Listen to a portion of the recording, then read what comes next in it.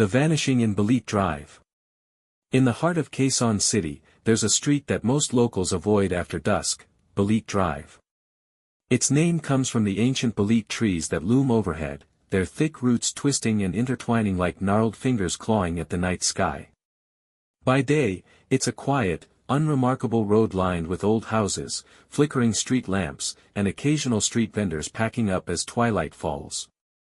But by night, something darker stirs beneath the leaves. Jomar, a young journalist known for debunking urban legends, had always been skeptical of ghost stories and supernatural tales. When reports of mysterious disappearances along Balete Drive began resurfacing, he saw an opportunity to uncover the truth and perhaps write a story that would put the myths to rest once and for all.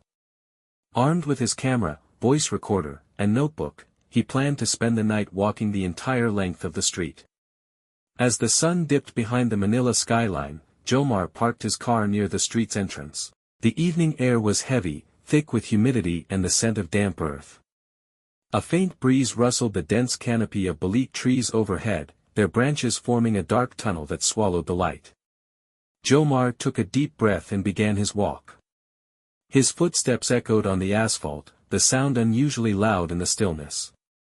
The street lamps flickered erratically, casting a sickly yellow glow over the cracked pavement. The balete leaves whispered above him, as if carrying voices from long ago. Halfway down the road, Jomar's breath caught. Near a flickering lamp stood a figure, a woman in a flowing white dress, her long black hair cascading over her face, obscuring her features. She seemed ethereal, almost glowing in the dim light. "Excuse me," Jomar called out, trying to steady his voice. "Are you okay?" The figure turned slowly, revealing hollow, dark eyes that seemed to absorb every ounce of light. For a moment, Jomar felt frozen, unable to move as the woman's gaze bore into his soul. Then, just as suddenly as she appeared, she vanished, dissolving into the shadows like a wisp of smoke.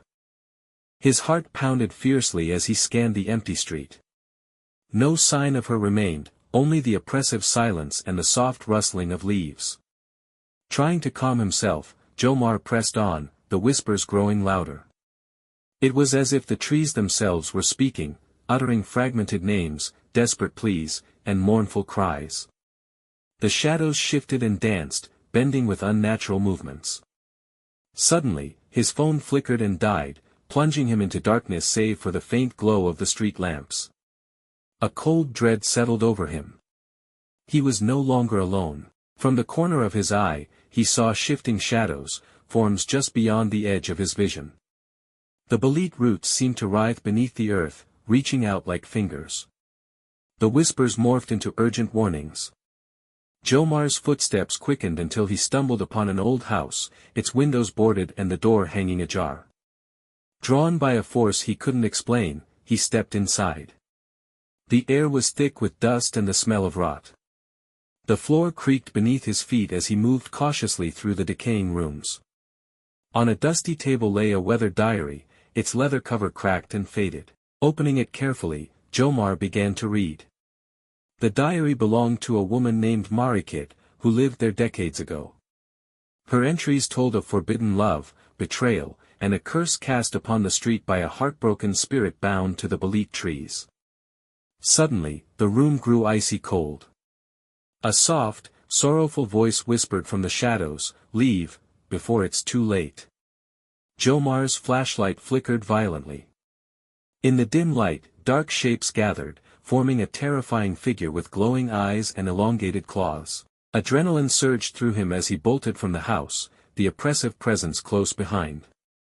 The balete trees seemed to close in, their roots twisting like serpents.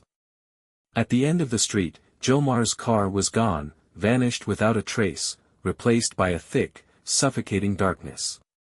The following morning, neighbors found Jomar's camera and notebook abandoned on Balete Drive, but Jomar himself had disappeared.